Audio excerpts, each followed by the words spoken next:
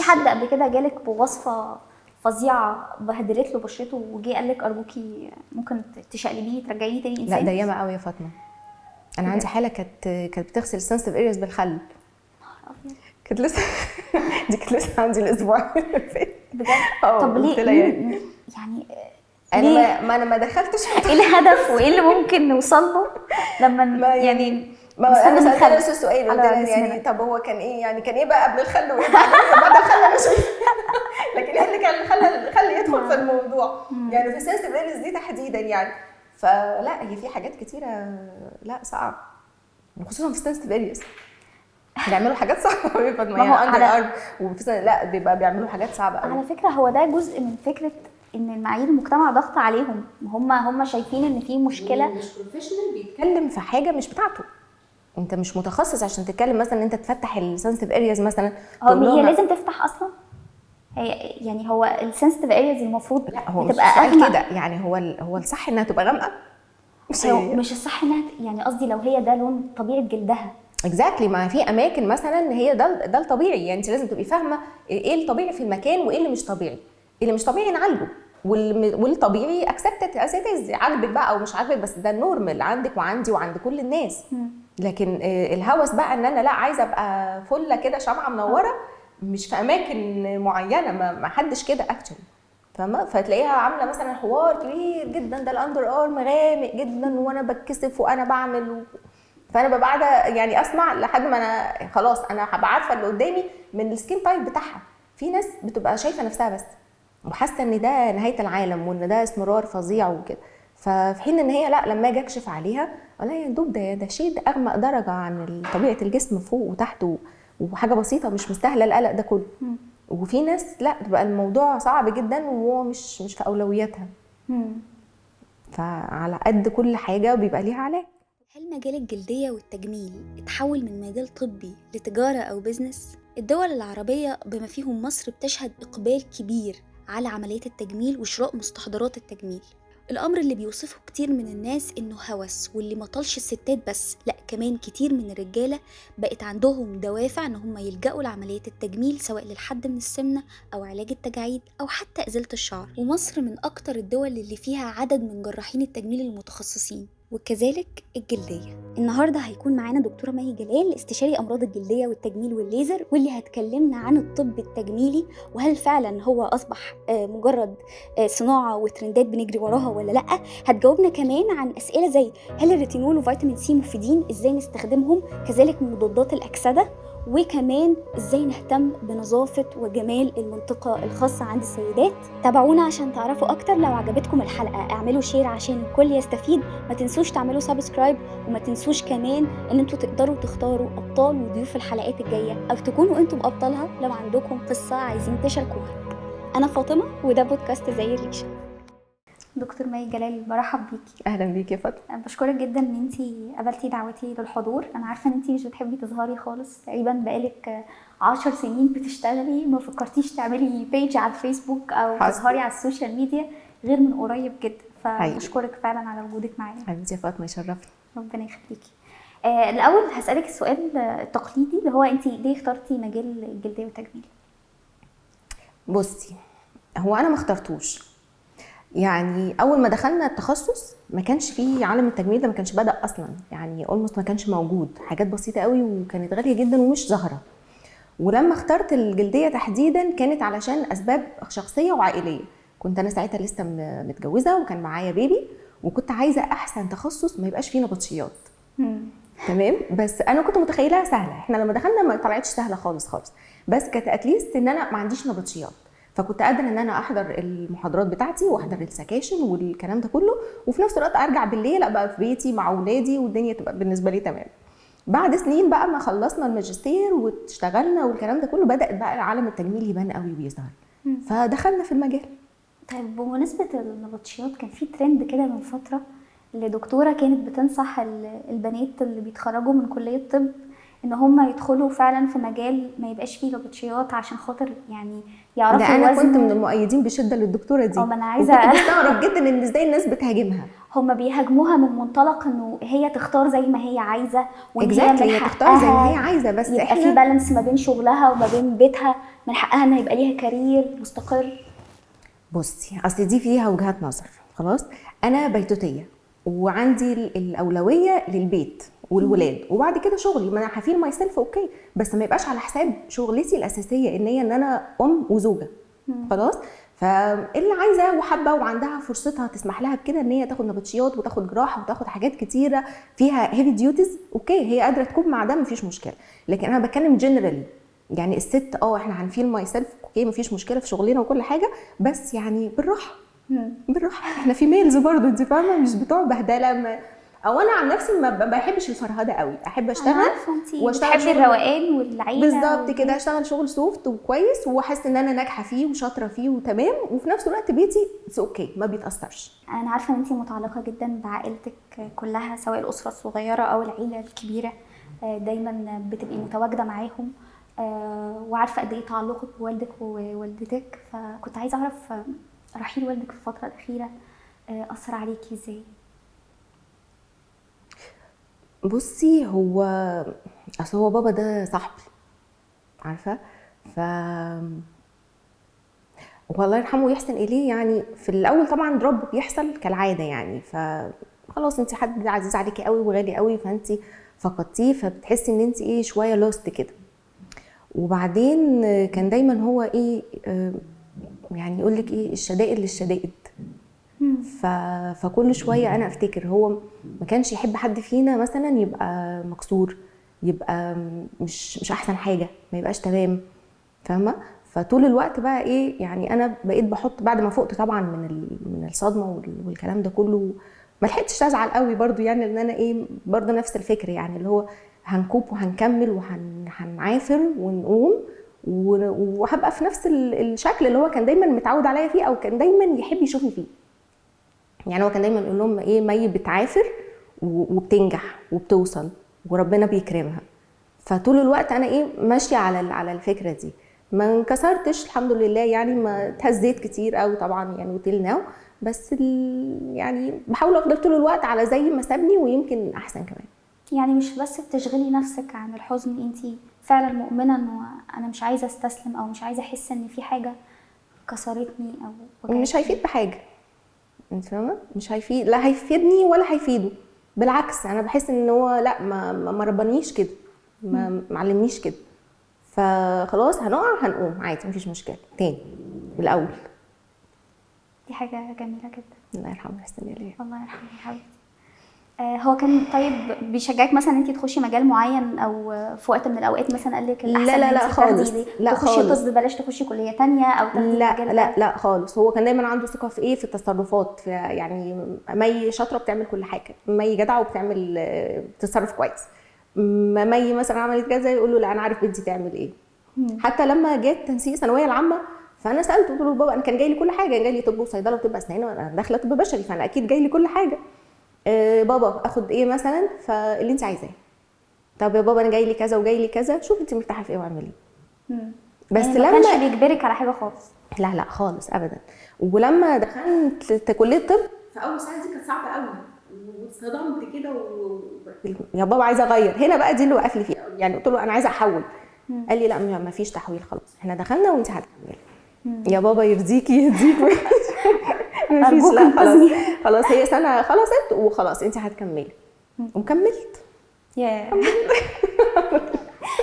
هو دلوقتي بقى في ترند ان كل الدكاتره بتطلع تعمل فيديوهات، طبعا في منها فيديوهات توعويه كويسه قوي، وفي يمكن مش دكاتره برضو ولا صيادله ولا اخصائيين تغذيه بيدوا تعليمات للناس انها يعملوا ايه او ما يعملوش ايه عشان خاطر صحتهم تبقى افضل، ما بيبقوش دارسين. وفي موجه كبيره قوي من الاتهامات انه الناس بتستغل او الدكاتره بيستغلوا الحاجات دي عشان خاطر يكسبوا تجاريا. انت شايفه ده ازاي؟ احنا نقسمها نصين، اللي مش دكاتره او مش متخصصين وبيعملوا فيديوهات، تمام؟ انا ما بتفرجش عليهم فمش هقدر اتكلم عليهم قوي انت فاهمه؟ لما بتتكلمي عن حد وتديله حجمه انت بتكبريه، فاهمه؟ لما تتجاهليه خلاص هو بياخد حجمه الحقيقي. فانا الناس اللي زي كده انا لا بعمل لها فولو ولا اصلا بتفرج عليها ولا بعرف هم بيقولوا ايه ومش انترستد اعرف. فلو كل الناس اخذت نفس الفكره اعتقد ان هيختفوا. حلو ده. تمام كده. بس مش بتحبي مثلا تردي لو تشوفي فيديو مثلا، عارفه انت بتقولي مش بتتفرجي، بس بيبقى في حاجات بتبقى مستفزه، بالظبط بيتفرجوا عليها، وببقى عايزه ادخل واكتب كومنت، وفعلا بدخل واكتب كومنت وبعدين او مسح الكومنت. طب ما هي نفس الفكره، ما انا لو عملت كومنت غيري هيعمل كومنت، فهتبقى الكومنتس كتير جدا، فالفيديو هيتشهر اكتر.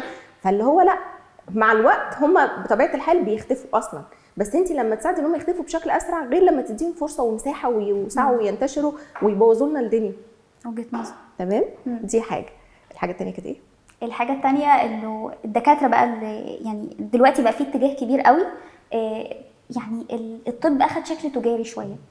ما هو ما ينفعش ياخد شكل تجاري يا فاطمه. قولي لي رايك كاملا يعني. لا يعني انا دي امانه.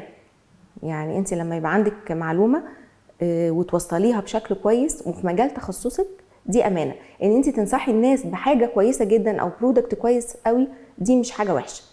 لكن ان انا ابقى يعني طول في ايد الشركات، ده اللي مش حلو.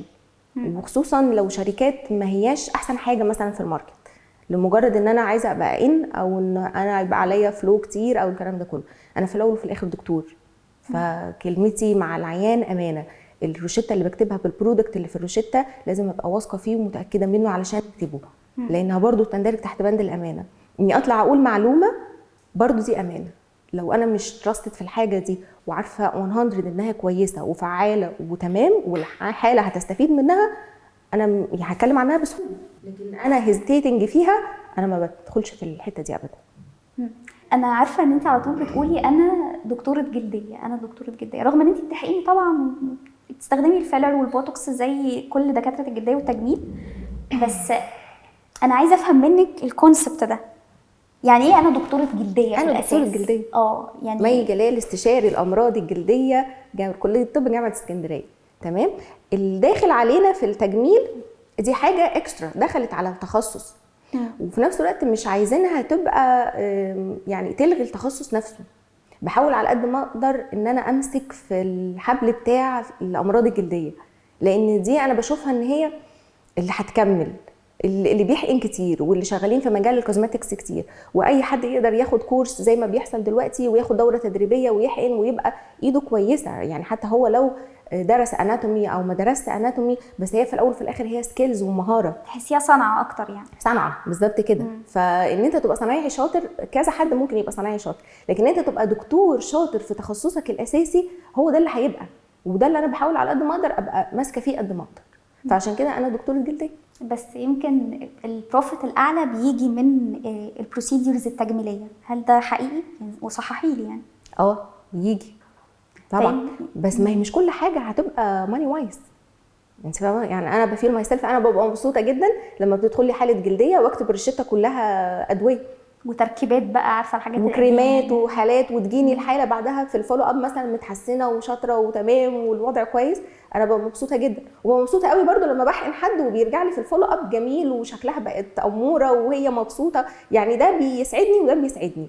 خلاص، بس مش عايزه يعني حاجه تلغي التخصص الاساسي، لان مهما حد اتعلم زي انت ما بتقولي دلوقتي بيطلعوا وبياخدوا دورات وبيطلعوا يتكلموا عن التجميل، لكن ما حدش هيعرف يتكلم في حته جلديه قوي الا المتخصص فيها. ده حقيقي، ده اكيد.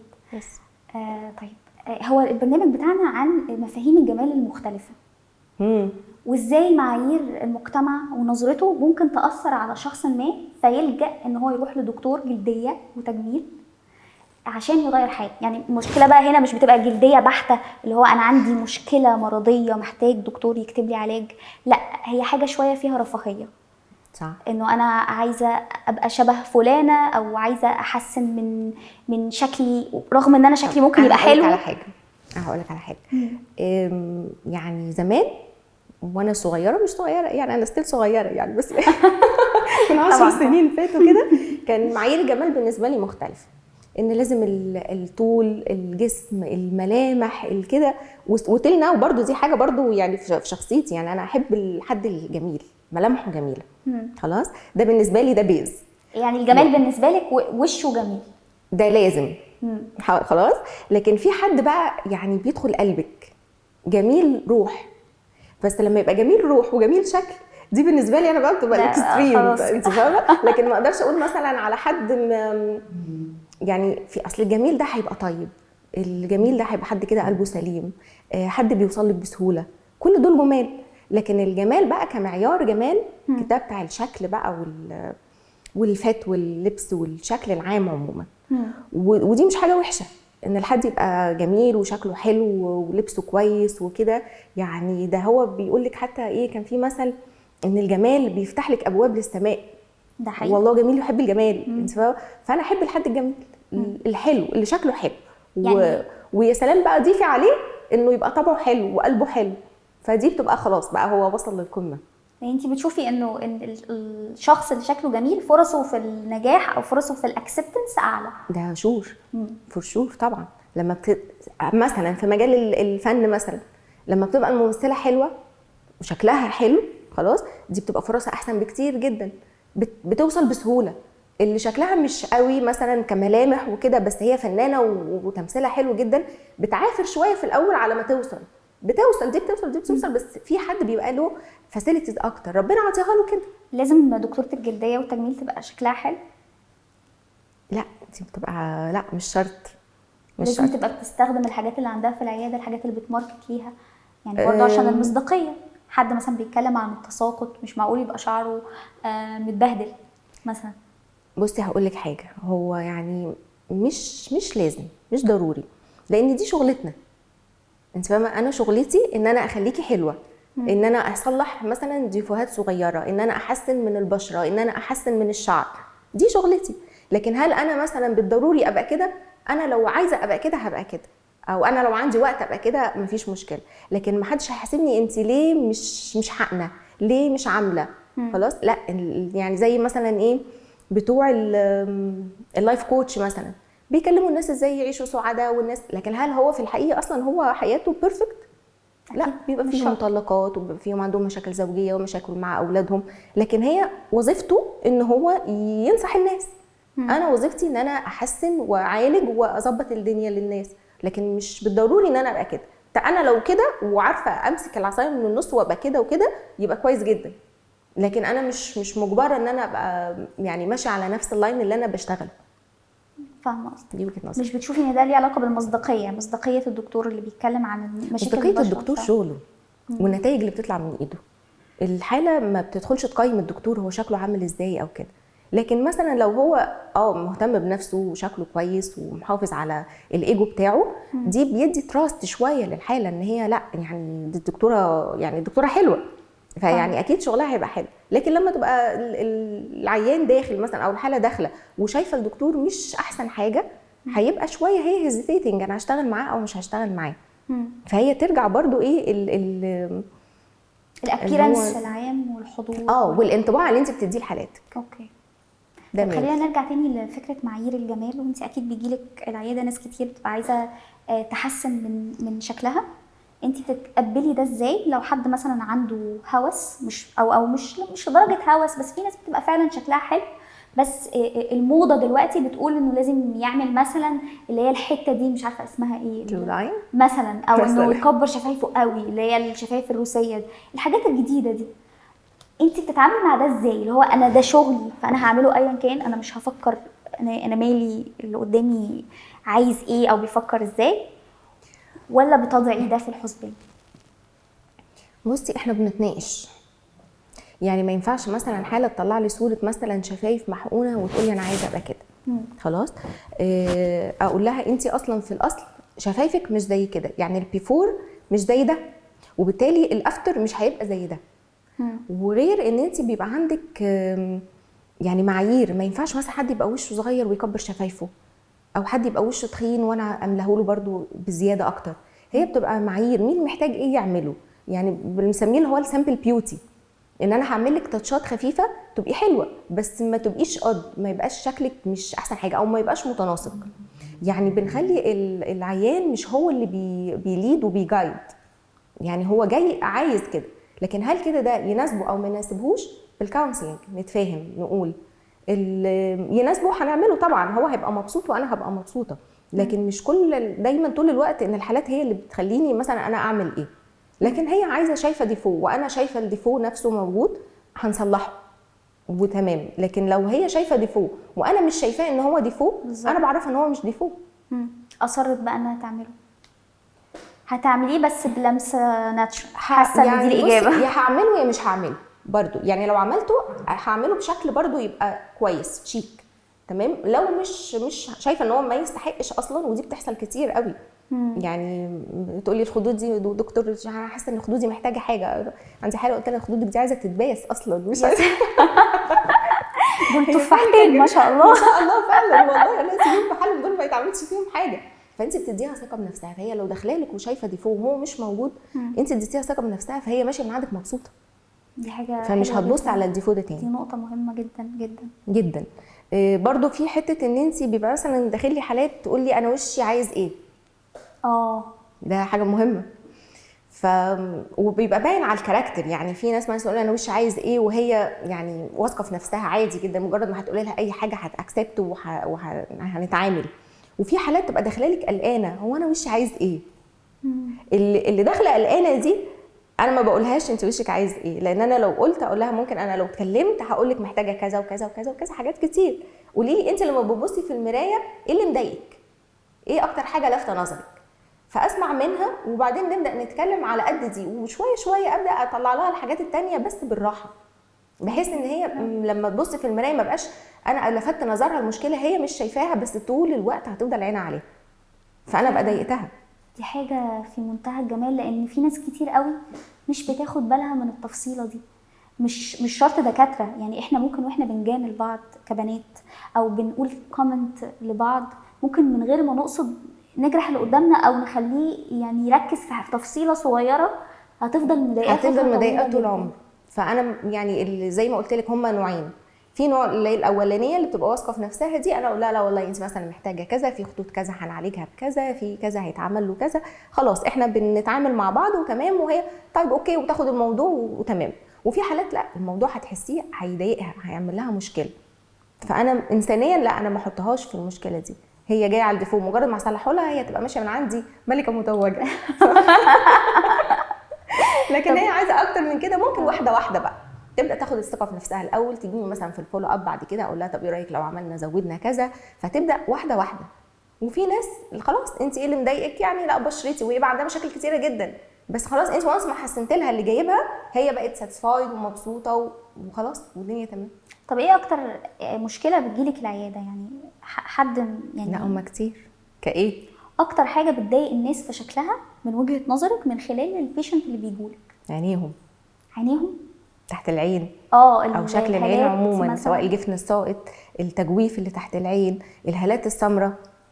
يعني احنا طبيعي احنا بنتكلم دلوقتي واحنا قاعدين قدام بعض، الاي كونتاكت لو انت عينك هيلثي خلاص هيبقى انا حاسه ان انت مرتاحه وكويسه ومش تعبانه. لو انت عينك تعبانه هقول لك مالك يا فاطمه انت تعبانه مش نايمه كويس، هي الكونتاكت على طول هي في نص الوش. طب بيقول لك بقى ايه، نجيب اللهم صل على النبي كده الشاي الاخضر. باكيتات الشاي الاخضر نسقعها في الفريزر ونحطها على تحت العينين. يعالج ايه؟ بيعالج بقى كل حاجه. وبيجلب الحبيب وبيفتح سحر اسود. ايوه هيعالج ايه؟ والله بجد بيقولوا ان ده بيعالج الهالات. قولي لي يعني دلوقتي اولا الهالات دي، انا بحب الحاجات الطبيعيه قوي خدي بالك. يعني انا لو عندي حاله بتحط ماسك الزبادي والعسل والحاجات دي انا بقول لها اعملي، ده بالعكس ده انا بشجعها.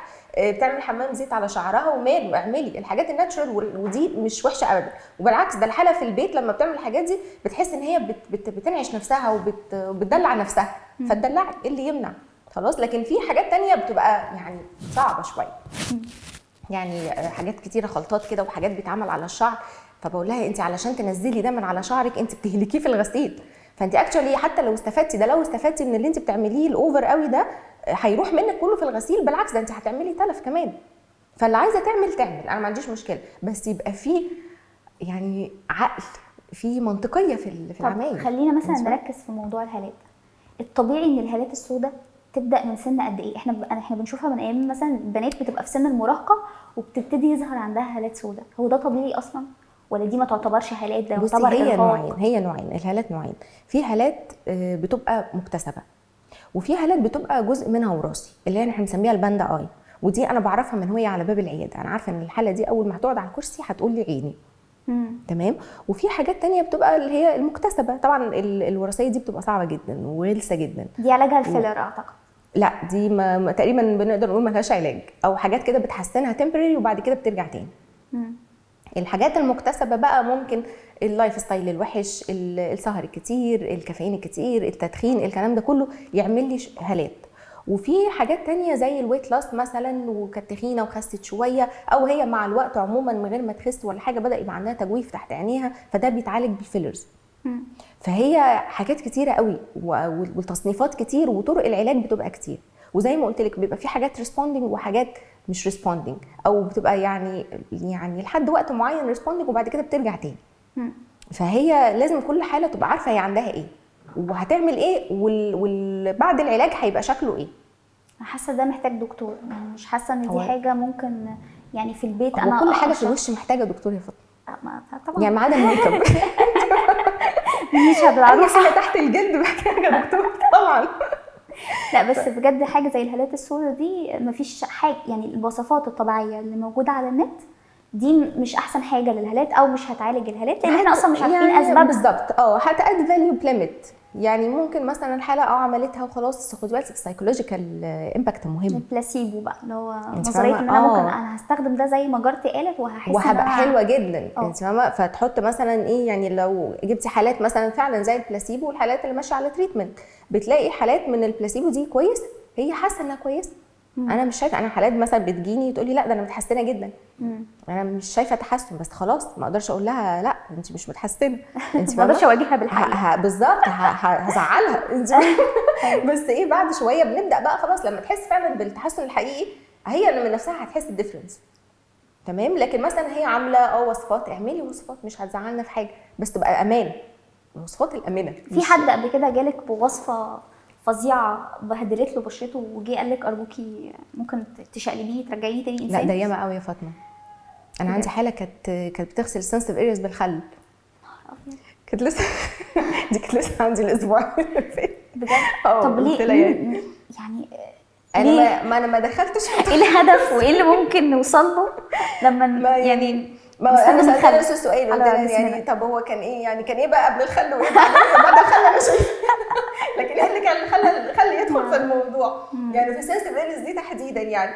فلا هي في حاجات كتيره لا صعب، خصوصا في السنسيتيف ارياز بيعملوا حاجات صعبه قوي. يعني اندر ارم لا بيبقى بيعملوا حاجات صعبه قوي. على فكره هو ده جزء من فكره ان المعايير المجتمع ضغط عليهم، هم شايفين ان في مشكله. مش بروفيشنال بيتكلم في حاجه مش بتاعته، انت مش متخصص عشان تتكلم مثلا ان انت تفتح السنسيتيف ارياز مثلا. هي لازم تفتح اصلا، هي يعني هو السنسيتيف ارياز المفروض تبقى اغمق كده، يعني هو الصح انها تبقى غامقه، مش الصح انها يعني قصدي لو هي ده لون طبيعه جلدها.